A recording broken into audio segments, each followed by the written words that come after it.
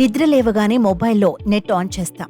దాంతో నోటిఫికేషన్లు వెల్లువలా వచ్చేస్తాయి. వాటిలో పాజిటివ్ సమాచారమే కాదు, నెగిటివ్ సమాచారమూ ఉంటుంది. ఇవి చూశాక ఒత్తిడి, ఆందోళనలు తలెత్తడం సహజమే.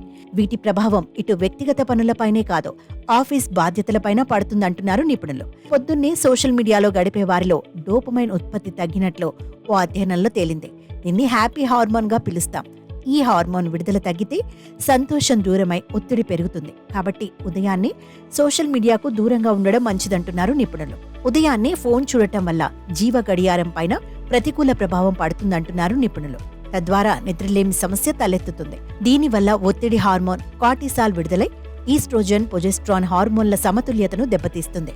ఫలితంగా థైరాయిడ్, పీసీఓఎస్ వంటి ప్రత్యుత్పత్తి సమస్యలు తలెత్తుతాయట. ఒకానొక దశలో ఇది సంతానలేమికి దారితీస్తుందంటున్నారు నిపుణులు.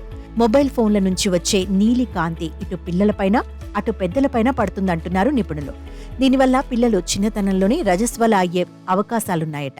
అదే మహిళల్లో ఋతుచక్రంపై ప్రతికూల ప్రభావం పడి ఇరెగ్యులర్ పీరియడ్స్ వంటి సమస్యలొస్తాయని పలు అధ్యయనాలు చెబుతున్నాయి. ఉదయాన్నే మొబైల్ ఫోన్ వాడకం దంపతుల మధ్య దూరం పెంచుతుంది. కాబట్టి ఈ అలవాటును మానుకోవడం మంచిదంటున్నారు నిపుణులు.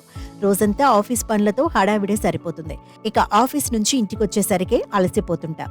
మరోవైపు పిల్లల బాధ్యతలు, ఇంటి పనులు చేసుకోక తప్పదు. ఇలాంటప్పుడు భాగస్వామితో, కుటుంబ సభ్యులతో కాస్త సమయం గడపడానికి ఉదయమే సరైన సమయం అంటున్నారు నిపుణులు. ఎందుకంటే ఆ సమయంలోనే మనసు ప్రశాంతంగా ఉంటుంది కాబట్టి. అయితే ఆ సమయాన్ని కూడా ఫోన్ చూడ్డానికి వినియోగిస్తుంటారు చాలామంది. ఈ అలవాటు అనుబంధాలపై ప్రతికూల ప్రభావం చూపుతుందంటున్నారు నిపుణులు.